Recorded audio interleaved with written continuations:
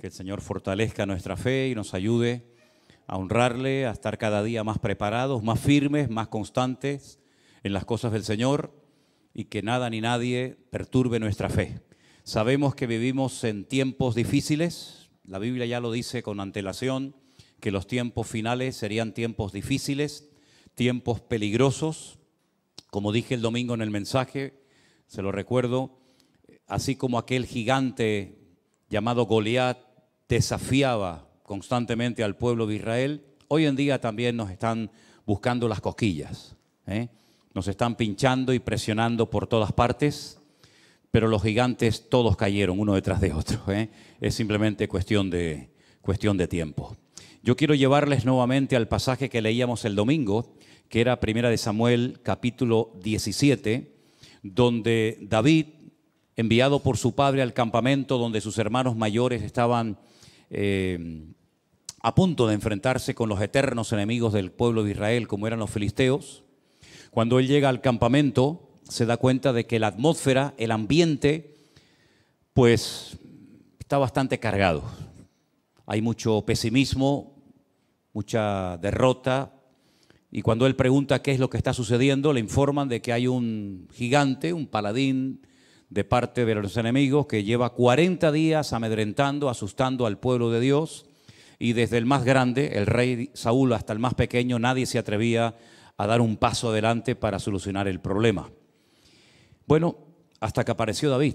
Dice la Biblia que él se ofreció voluntario. A él no tuvieron que presionarlo, a él no tuvieron que decirle, oye, ¿te animas a ir tú contra el filisteo? Sino que él dijo, yo iré. Yo iré, reconozco que este hombre está muy bien armado. De hecho, él describe espada, lanza, jabalina, pero yo no necesito de nada de eso. Yo solamente voy a ir contra él en el nombre de mi Dios. Y en el nombre de mi Dios, yo lo voy a derrotar. Y hace una tremenda declaración, vamos a leerla nuevamente, capítulo 17, verso 45, dice la palabra de Dios así. Entonces David le dijo al filisteo, tú vienes a mí con espada, lanza y jabalina, mas yo vengo a ti en el nombre del Señor de los ejércitos, el Dios de los escuadrones de Israel, a quien tú has provocado. Jehová te entregará hoy en mi mano y yo te venceré, te cortaré la cabeza y daré hoy los cuerpos de los filisteos a las aves del cielo y a las bestias de la tierra, y toda la tierra sabrá que hay Dios en Israel. Y termina diciendo, verso 47, y sabrá toda esta congregación que el Señor no salva con espada ni con lanza, porque del Señor es la batalla y Él os entregará en nuestras manos. Aquí no hay un acto de prepotencia por parte de David, ni muchísimo menos. No hay un deseo de destacar por encima de los demás, de llamar la atención hacia sí mismo, sino más bien todo lo contrario. Lo que él quiere es desviar la atención hacia Dios para que el pueblo de Israel y todos los que estaban por allí y los que iban a oír de este combate supieran que la victoria la había dado el Dios de Israel. No era un pueblo de ateos, pero era un pueblo que no sabía cómo actuar frente a la adversidad.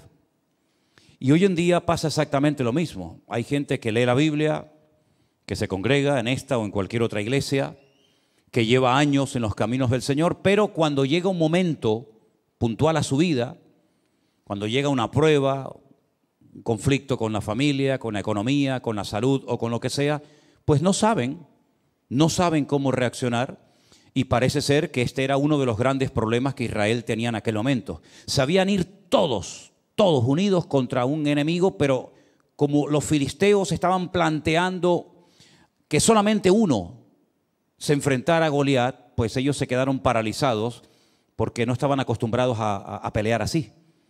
Todos, ¿verdad? Todos los israelitas contra los filisteos contra ellos, a eso sí, en el valle, en la montaña, con espadas, con jabalinas, con flechas, con arcos, con lo que fuera. Pero eso de que uno fuera a pelear contra otro, pues ellos nunca lo habían visto y por eso no sabían cómo reaccionar. Y es que las pruebas que van a venir a nuestras vidas no siempre van a venir igual, pero las pruebas que han venido a nuestra vida y que con la ayuda del Señor hemos logrado superar, nos tienen que preparar y nos tienen que ayudar a reconocer cómo actuar en las pruebas que van a venir sí o sí a nuestra vida, ¿verdad? David presenta su currículum. Tú tienes un currículum en el Señor, sea pequeño, sea grande, sea visible o no. Tú tienes un bagaje, tú tienes una trayectoria con el Señor. Lógicamente unos pueden hablar de más cosas que otros, pero lo que está bien claro es que David en ese momento no podía presumir de ser un soldado en el ejército de Saúl, porque no tenía la edad para hacerlo.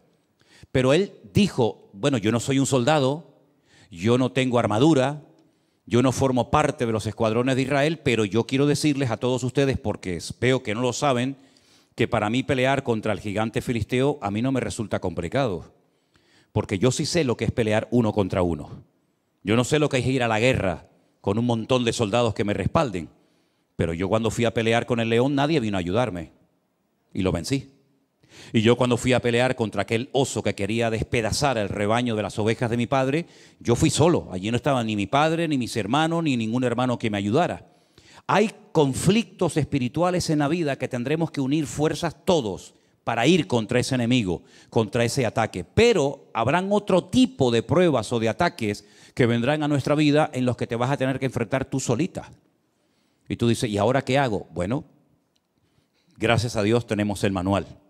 Tenemos la Biblia, la palabra de Dios, a través de la cual podemos descubrir cómo tenemos que reaccionar ante esa situación que no afecta a la iglesia. No es algo que nos está afectando a todos. ¿Se acuerdan cuando, por ejemplo, nos confinaron? Tuvimos que darle vueltas a la cabeza y decir, bueno, vamos a hacer esto, vamos a hacer lo otro, cada uno en su casa, creamos aquel grupo de WhatsApp y era algo que nos, digamos, que nos afectaba a todos. Pero luego hay muchas cosas que son tuyas, particulares, que no me afectan a mí, o las mías no te afectan a ti.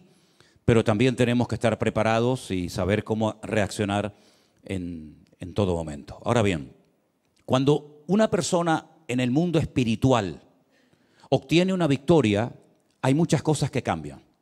Cosas que se pueden ver, otras que no se pueden ver, pero no significa de que no hayan cambiado. Por ejemplo, yo he hecho una pequeña lista, seguramente se me quedan muchas cosas fuera, de algunas cosas que cambiaron el día que David derrotó a Goliat.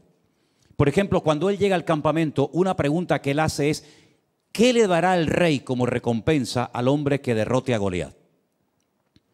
Y entonces fíjate lo que le dicen. Quiero que lean conmigo en el capítulo 17 de Primera de Samuel, el verso 25, dice así. Cada uno de los de Israel decía, ¿no habéis visto aquel hombre que ha salido? Él se adelanta para provocar a Israel, pero ahora viene una palabra muy interesante. Al que le venciere, va a ser una recompensa solamente para el que logre vencer al enemigo, al gigante Goliat. El rey le enriquecerá con grandes riquezas. Le dará su hija y eximirá de tributos a la casa de su padre en Israel.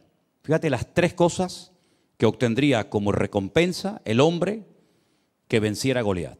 Número uno, sería enriquecido, se convertiría en parte de la familia del rey, porque el rey le daría una de sus hijas, y eximiría de tributos a la casa de su padre en Israel. ¿Merecía la pena o no ir a pelear contra el gigante Goliat? Se habrán presentado 1000 como voluntarios, ¿no? Habrán dicho, pues yo quiero eso.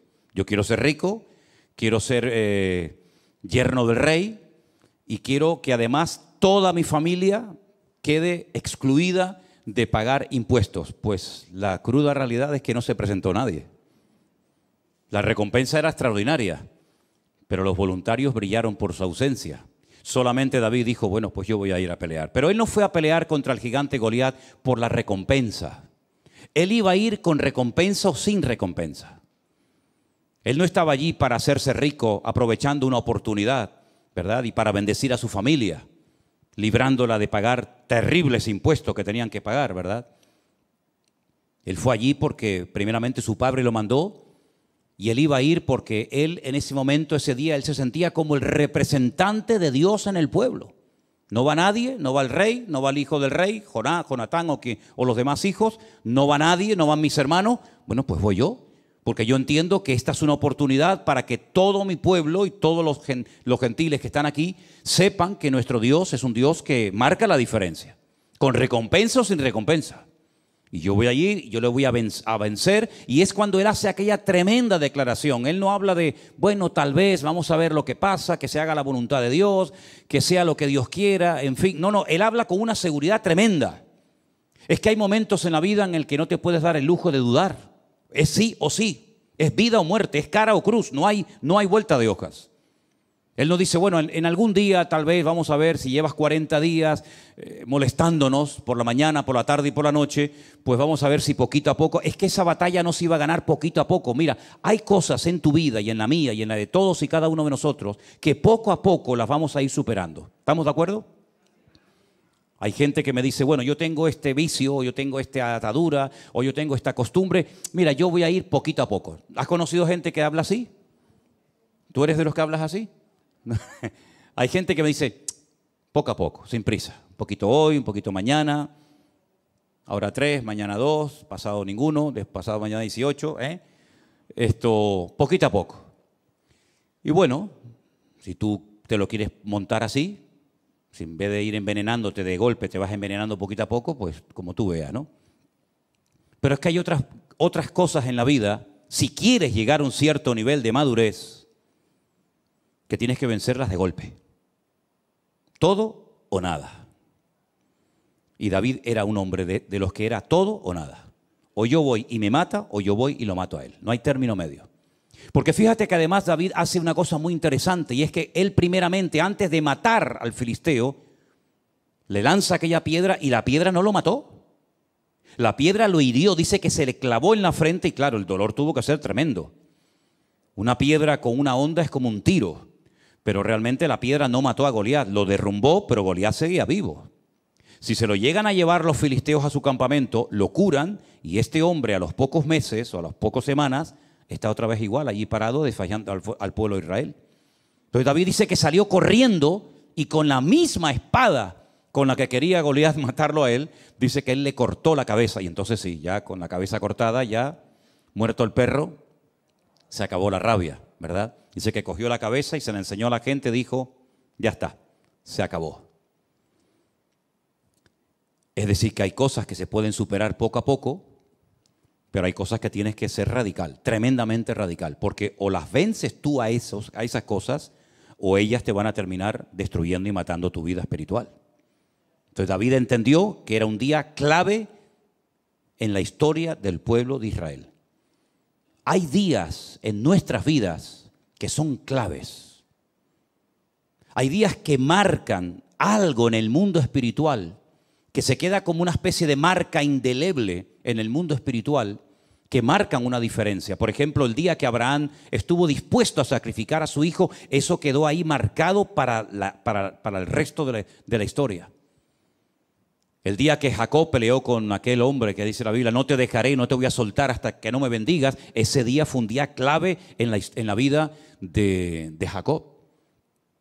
El día que sale de la cárcel José y le logra interpretar los sueños al faraón y le dice, mira, no solamente va a pasar esto, esto y esto y esto en los próximos 14 años, sino que además tienes que hacer esto. Ese día marcó un antes y un después en su vida y en la vida del pueblo de los egipcios. Así que hay muchos días que se presentarán en nuestra vida, digamos que, bueno, sin pena ni gloria, por así decirlo, pero hay otros días que son claves, ahí tienes que dar la talla, ahí no puedes dudar. Ese día es el día que marca algo importante que te va a cambiar de por vida. De hecho, la vida de David nunca más volvió a ser la misma después de ese día. Ese día, o al poco tiempo de ese día, comenzaron a ocurrir cosas muy interesantes. Vamos a leer algunas. Capítulo 18, verso 1. Aconteció que cuando él hubo acabado de hablar con Saúl, porque después de derrotar al gigante, él habló con Saúl. Claro, el libro de Samuel a veces como que confunde un poco, porque se conocían o no se conocían. Bueno, como no está en orden cronológico, podemos tener diferentes opiniones.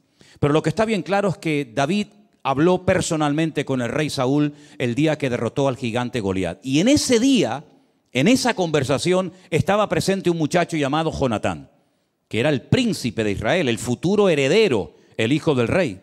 Y aconteció que cuando él hubo acabado de hablar con Saúl, el alma de Jonatán quedó ligada con la de David y lo amó Jonatán como a sí mismo. Claro, los mal pensados, los de mente corrupta y los perversos, siempre le quieren dar una interpretación correcta, incorrecta al texto.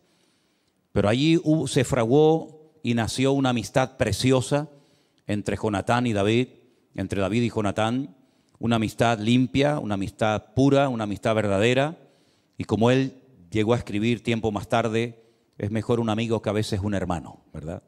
Entonces, eso es algo que ocurrió ese día. Ahí empezó una amistad, una relación entre amigos preciosa. Segunda cosa que ocurre, vamos a leer a partir del versículo 6, si os parece. Aconteció que cuando ellos volvían, cuando David volvió de matar al filisteo, salieron las mujeres de todas las ciudades de Israel cantando y danzando para recibir al rey Saúl, con panderos, con cánticos de alegría y con instrumentos de música. Y cantaban las mujeres que danzaban y decían: Saúl hirió a sus 1000 y David a sus 10,000. No le gustó la letra al caballero. La letra no le hizo mucha gracia. Porque dice que Saúl se enojó en gran manera y le desagradó este dicho. Y dijo: a David dieron 10,000 y a mí 1000. No le falta más que el reino. Se picó. El caballero se picó. Y desde aquel día Saúl no miró con buenos ojos a David. ¿Qué te parece? Desde aquel día las cosas cambiaron. Hemos obtenido una victoria tremenda, pero a partir de ese día Saúl se la sentenció al rey David. Aconteció que al día siguiente, fíjate qué cosa, esto ya es el mundo espiritual. Al día siguiente de esa reacción de enojo, de esos celos ridículos y absurdos, al día siguiente un espíritu malo de parte de Dios tomó a Saúl y él desvariaba en medio de la casa. David tocaba con su mano como los otros días y tenía Saúl la lanza en su mano. Y arrojó Saúl la lanza diciendo: enclavaré a David a la pared. Pero David lo evadió 2 veces. Fíjate las cosas que comienzan a cambiar a raíz de la gran victoria que ha beneficiado a todo el país, incluido al rey. Enojo, rabia, celos, envidia. ¿Qué te parece? ¿Buscó David en algún momento la reacción de Saúl de esta manera? Jamás. Pero hay cosas que tú no puedes evitar. Hay algunas cosas, muchas cosas podemos evitar en la vida, pero hay otras muchas cosas que, por mucho que le des vueltas a la cabeza, hay cosas que no puedes evitar. Y una de ellas era que Saúl odiara y le tuviera unos celos enfermizos al joven David. Desde aquel día no lo miró bien. Unos celos tremendos. Y el resto de sus años los dedicó a perseguir a David. David al final saben que tiene que huir.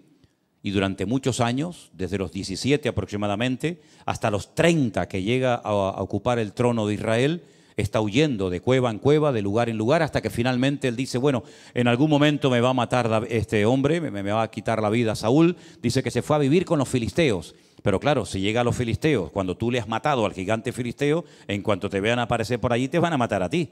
¿Qué es lo que hace David? Que era tremendo. Finge que está loco. Y se le cae la baba por la cara y se hace el loco y pintan las paredes y el rey dice: ¿no tengo yo bastantes locos para que me venga otro más? Y bueno, al final el loco fue una ayuda tremenda para el rey de los filisteos, en fin.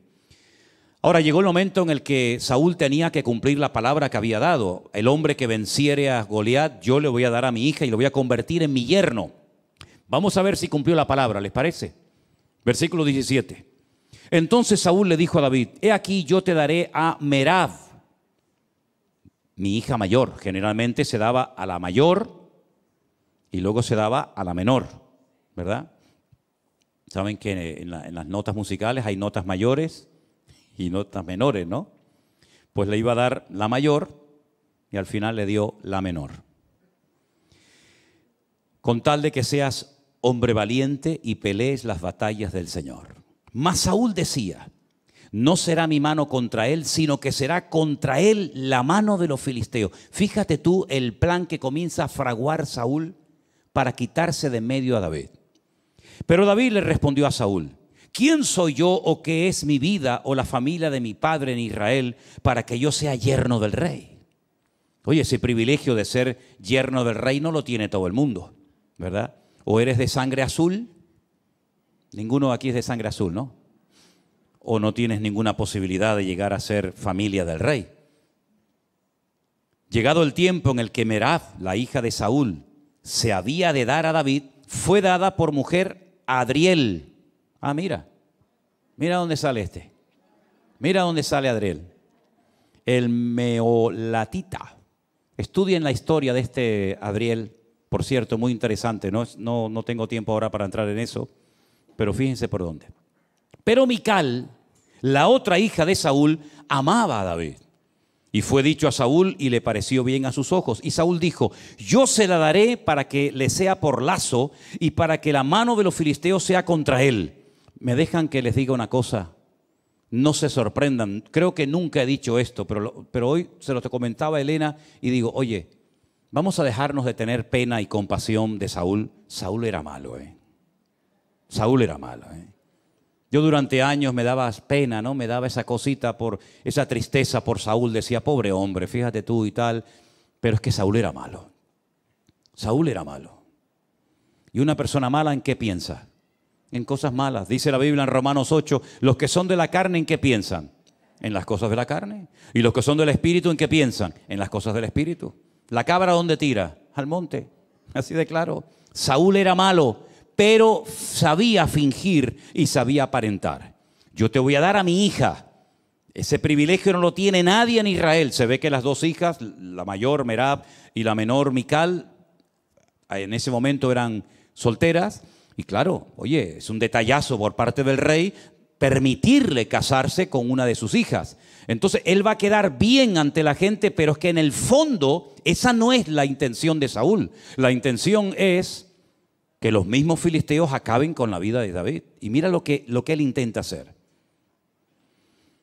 Saúl le dijo: yo se la daré para que sea lazo, para que la mano de los filisteos sea contra él. Dijo pues Saúl a David por segunda vez: tú serás mi yerno hoy.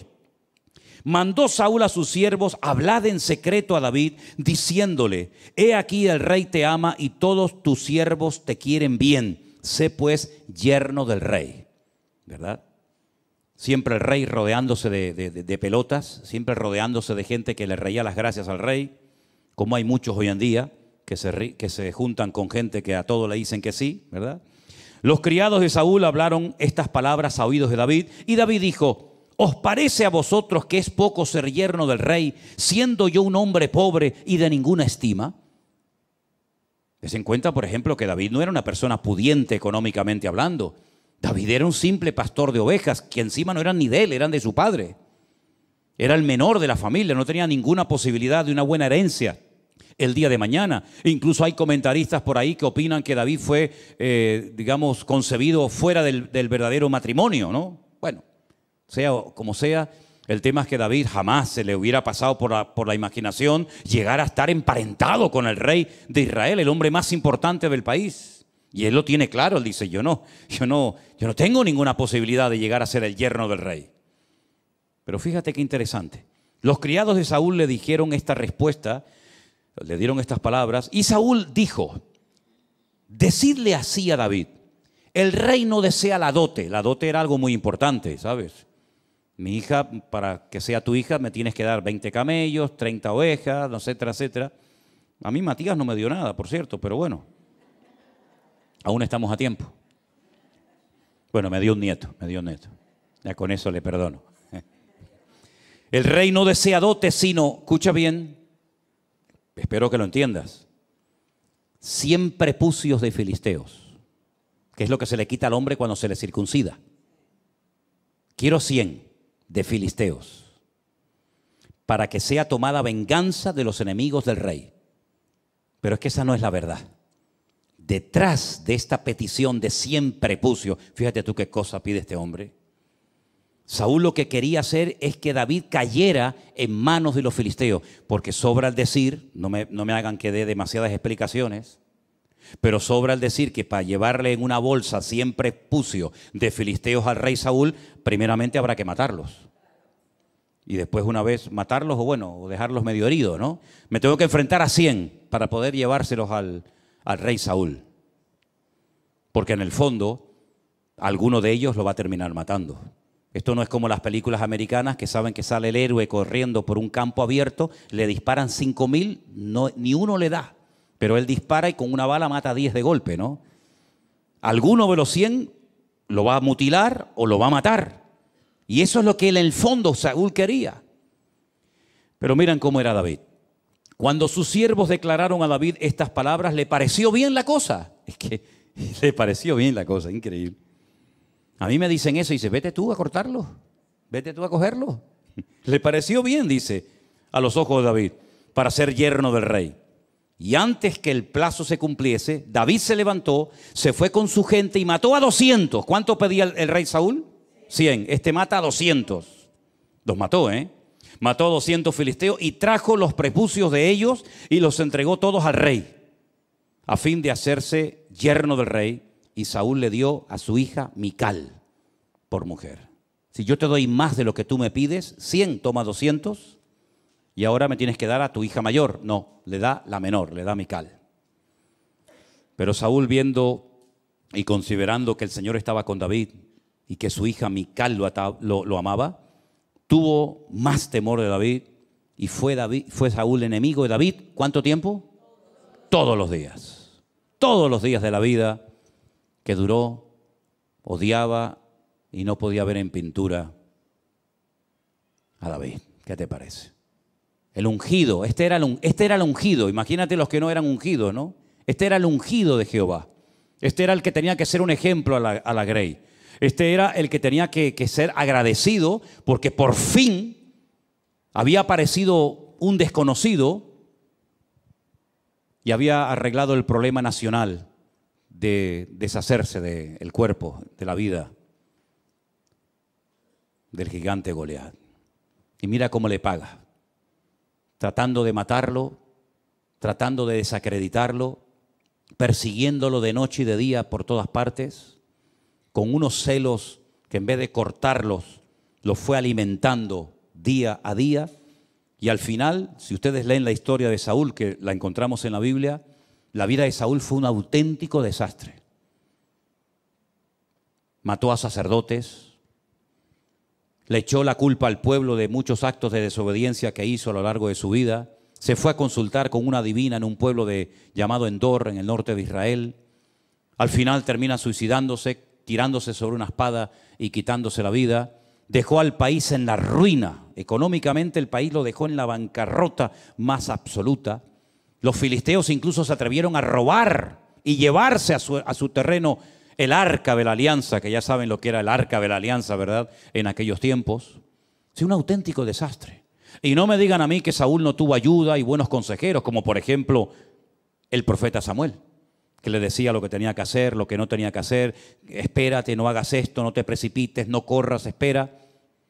Sin embargo, echó por la borda su vida. Así que cambios, pues mira, en lo espiritual todos los que quieras y más. Se convierte en yerno del rey, empieza una hermosa amistad con su hijo, con Jonatán, con el príncipe de Israel. Se desatan los celos de Saúl con la intención de matarlo. Se convierte en un rey falso que aparentemente te quiere bendecir, que aparentemente te quiere ayudar, pero en el fondo lo que quiere es quitarte de en medio, ¿verdad? No, yo quiero que seas mi yerno. Tráeme 100 prepucios con la intención de que lo maten, ¿verdad? Se convierte en un rey mentiroso, en un rey manipulador, en una persona muy peligrosa, porque dice la Biblia que en varias ocasiones David estaba tocando el arpa para él, para calmarlo, y dice la Biblia que cogía la lanza y se la lanzaba para clavarlo en la pared como si fuera una cucaracha, ¿verdad? Un hombre tremendamente agresivo, peligroso, amargado, frustrado, que llevó al país a la ruina. Y David en medio. David nunca se levantó contra él dando una especie de golpe de estado, sino que él esperó, dejaba todo en las manos del Señor. En aquella época compuso salmos extraordinarios.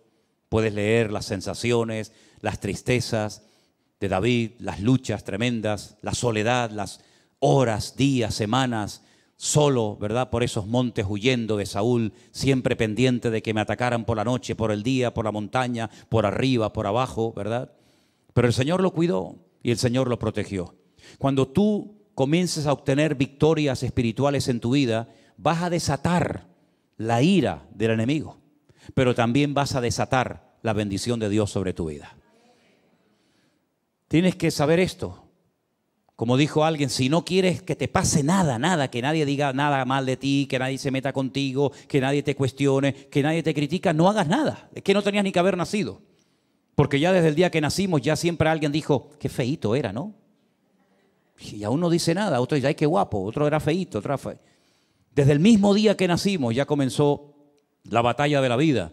Pero es que además nosotros no solamente estamos en el mundo natural, como todos los seres humanos, sino que nos hemos pasado de bando. En el mundo espiritual hay dos bandos, el del diablo, Satanás, las tinieblas, y el bando de luz, del Señor, ¿verdad? De la bendición de Dios. Y hemos pasado, como dijo el Señor, de muerte a vida.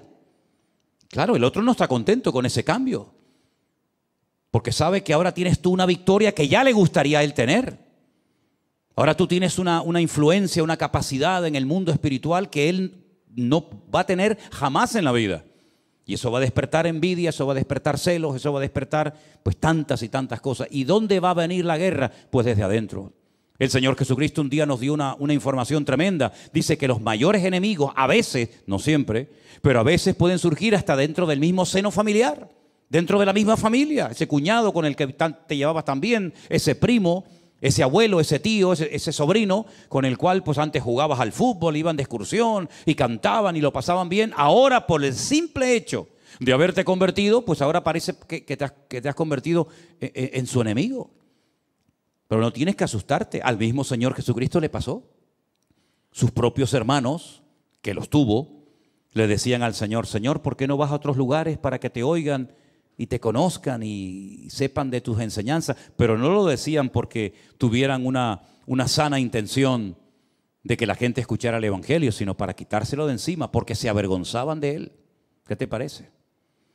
Y el Señor, ya dijo en cierta ocasión, los mayores enemigos a veces surgen dentro del sector o del ambiente del que menos te imaginas.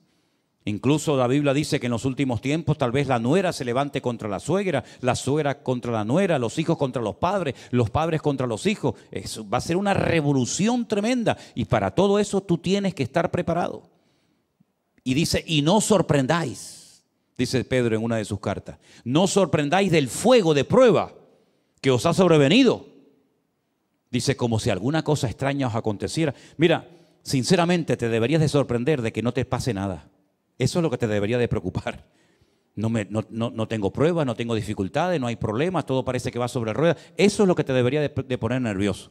Pero pasar por pruebas, por luchas, por dificultades, pues eso es lo lógico, eso es lo normal. Eso es lo que necesitamos para mantenernos humildes y dependientes del Señor y que no nos creamos que ya no necesitamos de nada ni de nadie. Por eso Pedro dice, no os sorprendáis, hermanos, del fuego de prueba que os ha sobrevenido, como si alguna cosa extraña os aconteciese, sino tener en cuenta que las mismas pruebas que tú estás pasando, o mayores, las están pasando nuestros hermanos en otras partes del mundo. Por lo tanto, no es cuestión de una ridícula resignación y decir, bueno, a mí me tocó esto y aquí, no, sino, oye, levántate, pelea, lucha, pelea la buena batalla, dice la Biblia. Pablo dice, pelea, esfuérzate, echa mano de la vida eterna. Él habla de una armadura, él habla de casco, él habla de espada, habla de yelmo. Es decir, él está empleando incluso hasta términos militares, porque la guerra espiritual es real y tú tienes que saberla. Y no derrumbarte, no venirte abajo y decir, bueno, ¿qué me está pasando? No sé, yo estoy leyendo la Biblia, estoy orando, estoy haciendo las cosas bien. ¿Por qué me pasa eso? Pues precisamente por eso. Precisamente por eso, porque estás sacudiendo el avispero. ¿Quieres coger miel? Claro, es muy fácil ir a un supermercado, a una tienda y coger de la estantería un bote de miel. Claro, a ti no te ha costado nada, pero vete a buscarla. Vete a buscar miel. Hay países donde hay gente que son recolectores de miel y tienen que descolgarse con unas cuerdas tremendas. y untarse el cuerpo con barro y llevar antorchas y humo, porque tú te vas a meter en el avispero y le quieres robar a la abeja la miel. Tú date cuenta que una cuchara, una simple cuchara de miel, tarda toda una vida una abeja. Por poco me sale oveja.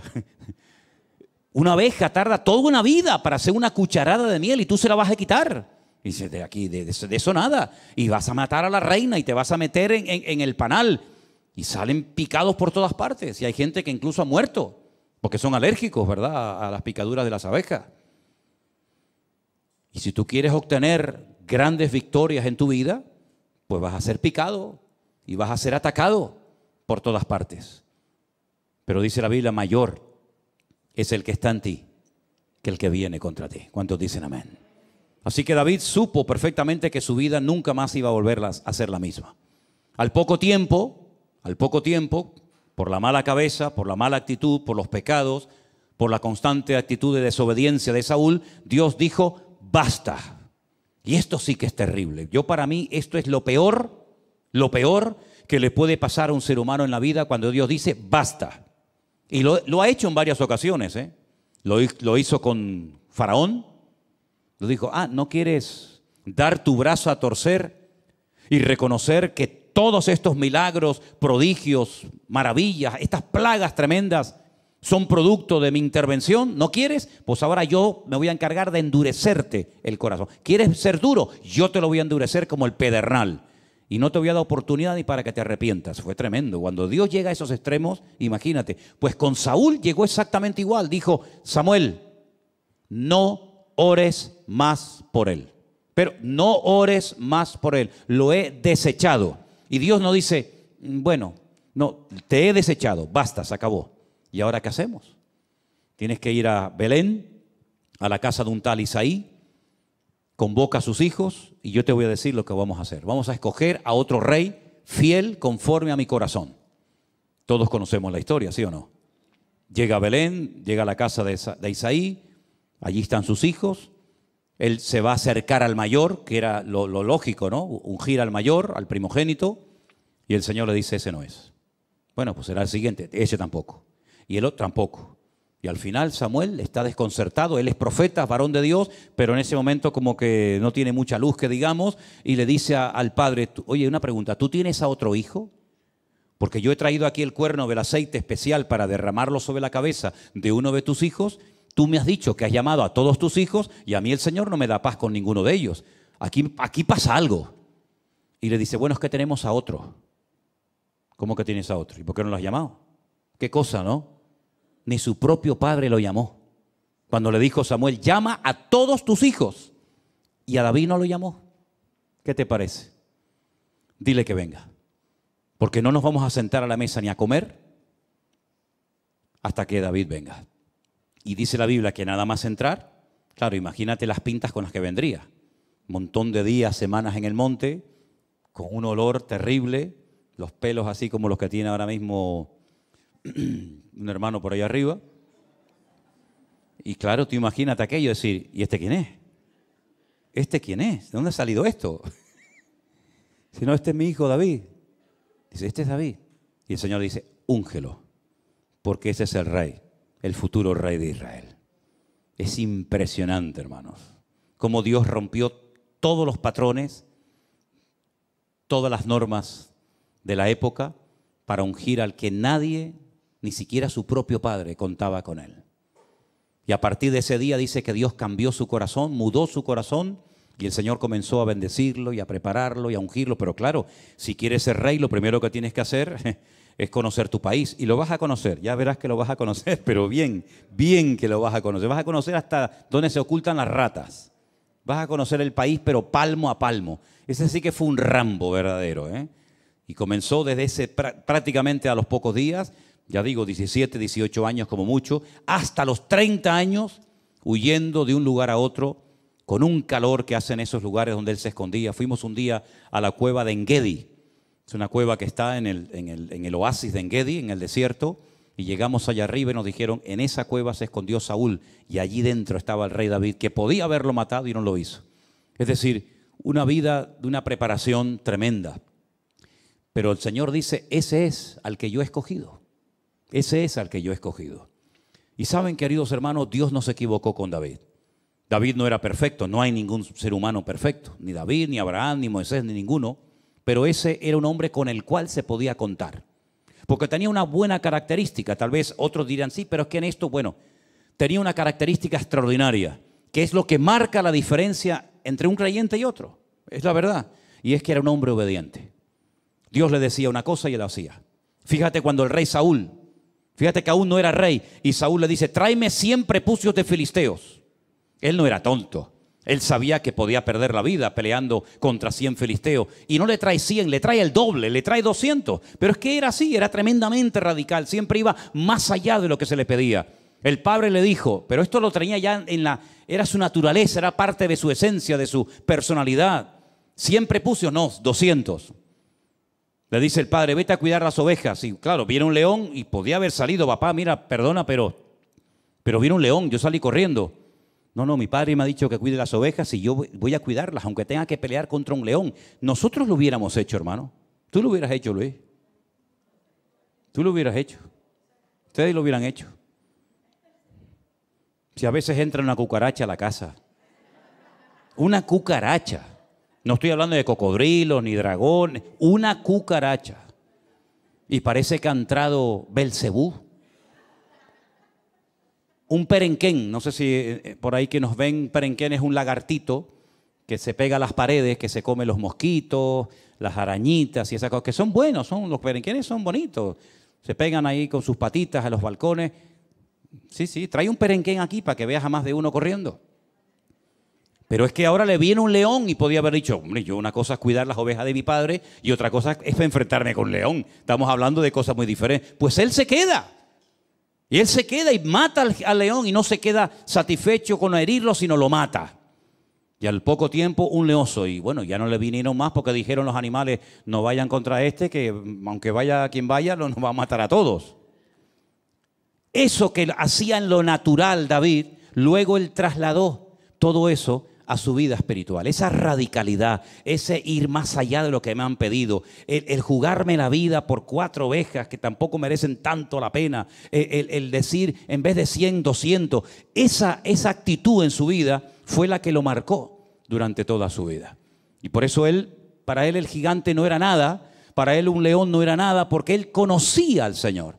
Y cuando uno conoce al Señor, no le tiene miedo a nada.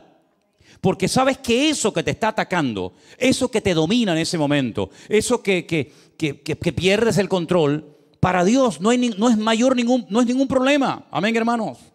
Nuestro Dios es mucho más grande que una enfermedad, que un dolor, que un desánimo, que una tristeza, que la pérdida de un ser querido, que lo que sea, no hay nada que se pueda comparar con el poder de nuestro Dios. Fíjate que David simplemente necesitó una piedra. Pero no porque él dijera la piedra va a matar a Goliat, no, porque él en lo que confiaba no era en la piedra, él confiaba en el poder del nombre de su Dios. Pero tengo que utilizar algo, ¿verdad? Pero si David le hubiera pegado un soplido a Goliat, en el nombre de mi Dios, Goliat lo tumba. Porque no era lo que él hacía, sino era la actitud con lo que él hacía y con la fe que él tenía en su corazón. Entonces todos nuestros actos en la vida, todas nuestras palabras, todas nuestras decisiones tienen que estar empapadas y respaldadas por decisiones de tipo espiritual. Cuando tú quieres vencer un vicio, cuando tú quieres dejar un hábito, cuando tú quieres superar un dolor, una pérdida, un desánimo, una enfermedad o lo que sea, lo que en el fondo te tiene que motivar no es, bueno, ya vencí yo esto, ya me pongo ya la medalla, ¿no? Sino que es una oportunidad para demostrar el poder de nuestro Dios. Y nosotros deberíamos estar dispuestos a hacer cualquier cosa con tal de que a Dios se le reconozca en ese colegio, en esa universidad, en esa oficina, lo que sea. Que sepan siempre que lo que nos motiva no es el orgullo, la ambición personal, el deseo de protagonismo, de que nos miren, de que nos admiren, sino que el objetivo cuál tiene que ser, dar la honra y la gloria a nuestro Dios. Y David entendió que ese día era un día maravilloso, porque ese día todos los ojos de Israel iban a estar mirando aquel valle de Elam, donde derrotó al gigante Goliat. Él sabía que ese día era un día histórico, como en el monte Carmelo, Elías sabía que todos iban a ser así y todos iban a estar mirando a ver qué pasaba en aquel lugar.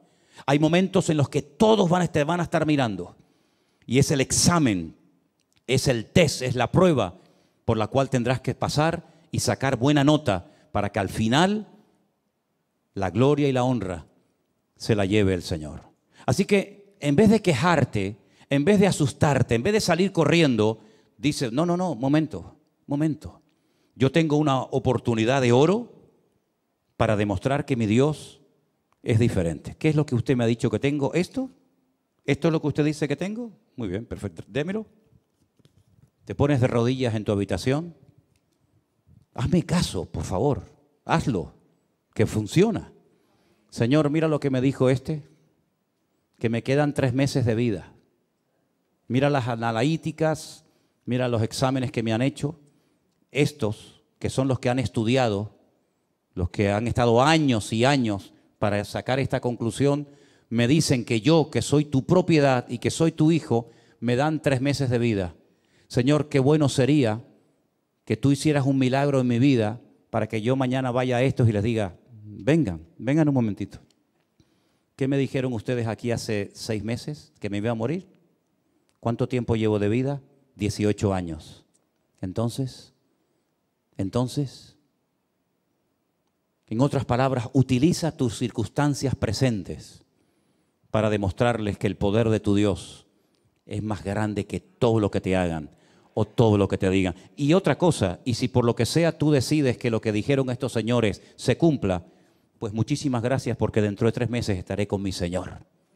Ustedes seguirán rompiéndose la cabeza, pero a mí simplemente lo que me han dicho es la fecha con la que me voy a reunir con Él. Pero si pudiéramos de alguna manera utilizar estas circunstancias aparentemente duras, difíciles o amargas para demostrarle a estos que dicen que todo esto es mentira, que Dios no existe, que el hombre viene del mono, etcétera, etcétera. Si pudieras, Señor, utilizar estas circunstancias para demostrarle a esta gente tu poder, por mí encantado de la vida, Señor. Como yo le dije aquí en este cuarto, en esta habitación que está aquí atrás, el día 14 de marzo del 2020, cuando salió en la televisión el presidente de este país y dijo, se decreta el estado de alarma o de emergencia, como sea, nadie puede salir. Yo me puse ahí de rodillas y mi Dios lo sabe y le dije, Señor, ahora tienes una oportunidad impresionante, maravillosa, para demostrar que esta obra es tuya, Señor. Aquí no va a venir gente, yo no sé durante cuánto tiempo, 1 domingo, 2, 3, 4, 5, nadie lo sabía. Yo pensaba, bueno, 2, 3 domingos, nada. Cerramos el rastro, aquí no podía venir nadie y el Señor comenzó a sorprendernos con auténticos milagros hasta el día de hoy. Hasta el día de hoy. Algunos me decían, bueno, cuando termine la pandemia ya verás que todo. Digo, que no. Porque Dios dijo ahora. Y hasta que venga el Señor, la bendición no va a menguar. El aceite no va a menguar. Juntamos latas vacías, que somos nosotros, y le dijimos, Señor, ahora, cuando no hay recursos, llénalas de aceite, y el aceite no ha menguado hasta el día de hoy, porque ese es nuestro Dios. Cuando otras iglesias de miles y miles de miembros, y sé lo que digo,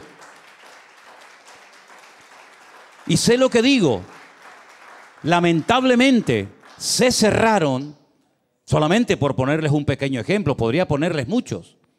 Pero cuando yo conocí a unos hermanos, que no sé si me estarán viendo ahora, son de California, de Los Ángeles, creo que viven por allí en un desierto, no me acuerdo cómo se llama aquel lugar, pero es un desierto, Pues cuando yo les dije, hermanos, los conocí en Israel, después estuve con ellos en Estados Unidos, ¿a qué iglesia van ustedes? Y me dice, nosotros íbamos a una iglesia, pero en el tiempo de la pandemia se cerró, como todas. Digo, sí, ya lo entiendo, pero ya terminó la pandemia. ¿Y ahora qué? Dice, no, el pastor nos juntó, no se transmitió, no se hizo nada durante el tiempo de confinamiento y el pastor nos juntó y nos dijo que se iba a cerrar la iglesia. Que cada uno se buscara la vida, unos se reunían en casas, otros se fueron a otra iglesia, otros no se fueron a ninguna parte, lamentablemente. Cerramos la iglesia, dijo el pastor. Y yo le dije, perdone que le haga esta pregunta, no la suelo hacer sinceramente porque no es algo que me quita el sueño ni me preocupa, pero en este caso sí me atrevo a preguntarle, ¿y cuántos erais en la iglesia? ¿Cuánta gente se congregaba en aquel momento? Y si éramos 2.000 miembros. Digo, 2.000 miembros. 2.000. Y cerró la iglesia. Digo, ¿y por qué? Dice, porque no había recursos para pagar la luz, el agua, los teléfonos, el alquiler. Digo, con 2.000 personas. Y nosotros que éramos 4 gatos y un perro herido. 2.000 personas y cierran la iglesia. ¿Pero cómo puede ser esto? ¿Y la cerró? La cerró. Pero te digo un ejemplo. Te podría contar muchos más. Entonces cuando yo le dije al Señor, Señor, se nos viene un gigante imponente, tremendo. Pero si tú quieres, Señor, si tú dices, ahora esta iglesia va a ser usada para tu honra y para tu gloria. Y ya lo creo que lo fue. Ya lo creo que lo fue y lo sigue siendo. Porque el Señor es fiel. Y cuando ponemos nuestra piedrita en el bolsillo y decimos, Señor, yo nada más tengo una piedra. El tipo mira cómo viene, pero yo voy en el nombre de mi Dios. El Señor sorprende. Y el Señor bendice. Y el Señor demuestra que la iglesia no es tuya ni mía. La iglesia es de Él. Y dice la Biblia que Él la sustenta y Él la cuida. Por eso yo creo, y termino, y cuando digo termino, que Dios está buscando gente valiente. Así de claro. Dios está buscando gente valiente que se la juegue por Él en lo económico, que se la juegue por Él en lo que haga falta. Y yo creo que Dios está buscando de todo corazón, y lo digo de verdad, gente valiente en estos tiempos. Gente que no le tenga miedo a las circunstancias. Gente que no le tenga miedo a lo que está pasando allá afuera. Gente que le crea a Dios y que diga, Señor, yo te creo a ti. Y si tengo que comer una cebolla sola, un pan todas las noches debajo de un puente, yo lo voy a hacer, pero yo voy a seguir sirviéndote. Yo creo que Dios, a ese tipo de gente, Dios la honra y Dios la bendice y Dios la prospera. Y yo espero que entre nosotros, todos nosotros podamos decir, nosotros somos los valientes del pastor Manolo Sierra. Porque no se olviden ustedes que David sí era muy ungido, muy poderoso, pero hay una lista que dice los valientes de David. A mí me gustaría tener una lista de los valientes. Y espero que todos ustedes formen parte de esa lista. Amén, hermanos. Cierra tus ojos ahí donde estás, por favor. Repite hoy lo que confesaste el domingo. Señor, yo confieso en fe que mi enemigo, mi gigante, ha sido derrotado y vencido en el nombre de Jesús. Llámese como se llame. Este se llamaba Goliat. El tuyo no sé cómo se llama, pero menciónalo, nómbralo. Este gigante que es, etcétera, lo que sea, en el nombre de Jesús, hoy caes y nunca más volverás a levantarte y amargarme la vida. Porque hoy te derroto en el nombre de mi Dios. Tú vienes contra mí con exámenes, con radiografías, con insultos, con palabras, etcétera. Pero yo vengo en el nombre de Jesús contra ti. Y el Señor te ha entregado en mi mano. Y voy a dormir en paz. Dilo conmigo, yo voy a dormir en paz a partir de hoy como un niño pequeño que no lo perturba nada, que solamente se despierta para ver el rostro de su papá o de su mamá, pero no lo despierta un bebé. Los precios que suben o que bajan, el precio del petróleo, la bolsa, las guerras, no. A un niño pequeño solamente lo despierta el deseo o de comer o de jugar con su papá y con su mamá. Y cuando ve el rostro de su padre y su madre, su rostro se ilumina, porque ve al que ama. Ahí está, siempre ahí está, para acariciarlo, para besarlo, para jugar con él. Esa es la ilusión con la que tenemos que vivir nuestra comunión con el Señor cada día. Señor, a mí no me va a perturbar ni a quitarme la paz, nada ni nadie, sino que yo me voy a despertar y lo único que quiero es decirte, te alabo. Tú eres santo, Señor. Santo, santo Dios Todopoderoso. Aleluya. En mis circunstancias, en mi enfermedad, en mi soledad, en lo que sea, yo me gozo porque los gigantes han sido vencidos en la cruz del Calvario. Todos fueron vencidos en el nombre, sobre todo nombre de Jesús. Así que una vez más, confiesa tu victoria. Confiesa la victoria que el Señor te ha dado. Yo soy más que vencedor, aleluya. Tal vez no te sientes como tal, pero no importa lo que te sienta. Di lo que el Señor dice que tengas que decir. Diga al débil, fuerte soy. Él renueva las fuerzas del que no tiene ninguna. Correrán y no se cansarán. El sol no te fatigará de día, ni la luna de noche. Por un camino vendrán y por 7 huirán. ¿De dónde vendrá mi socorro? Mi socorro siempre vendrá del Señor.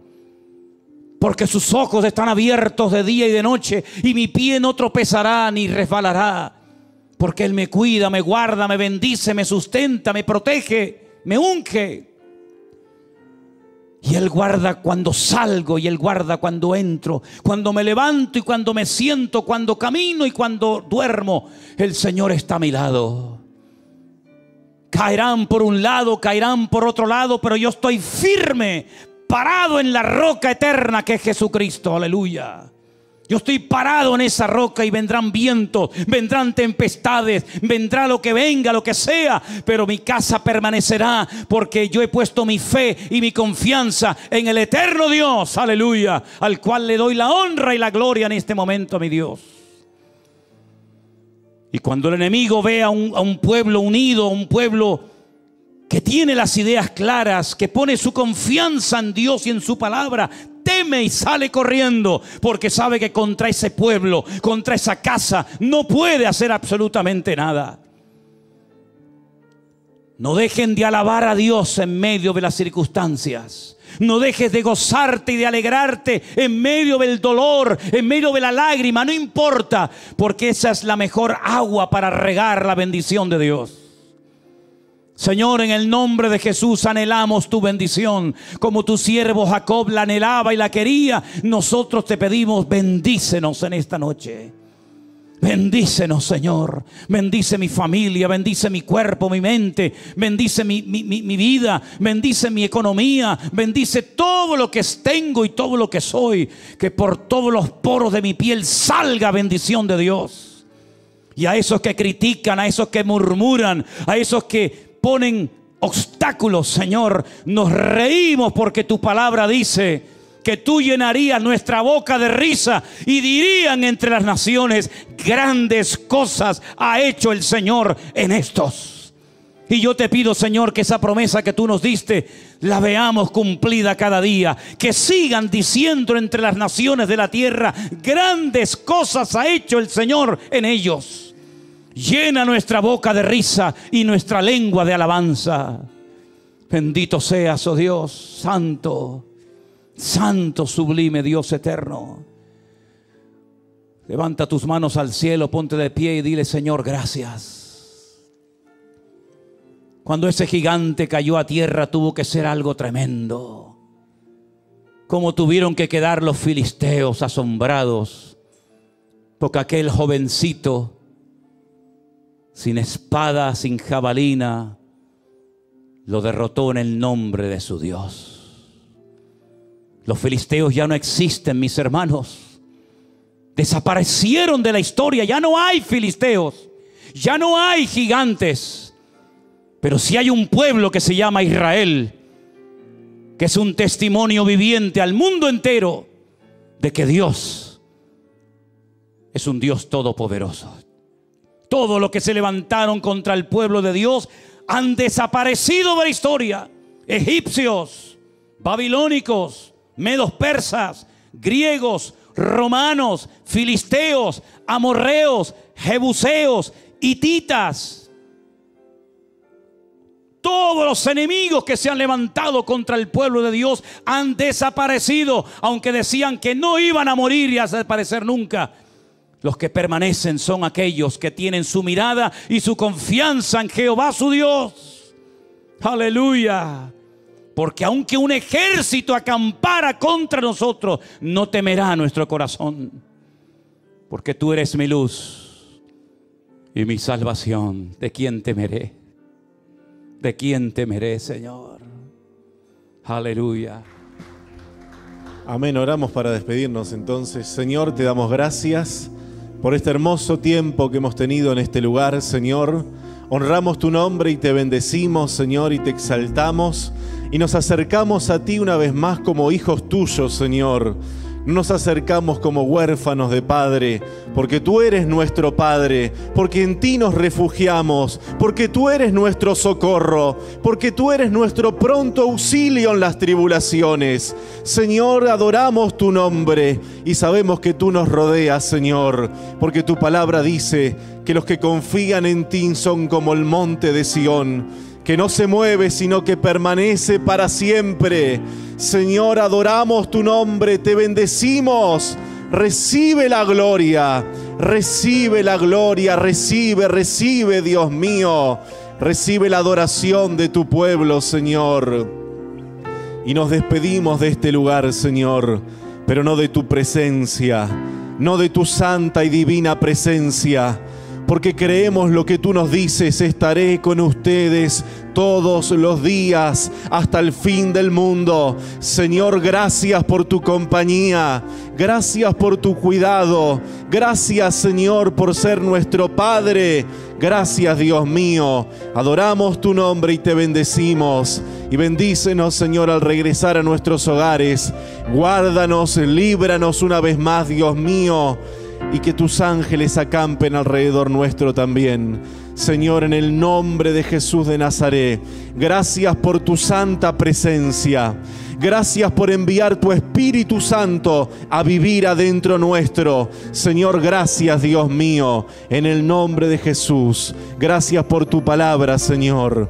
Y creemos a tu palabra. No solo la oímos, sino que también la creemos, Dios mío, porque te creemos a ti, Señor, el único Dios verdadero. En el nombre de Jesús, despídenos en paz, Señor, y que tu presencia se quede con nosotros siempre. En el nombre de Jesús. Amén y amén. Que Dios les continúe bendiciendo, hermanos.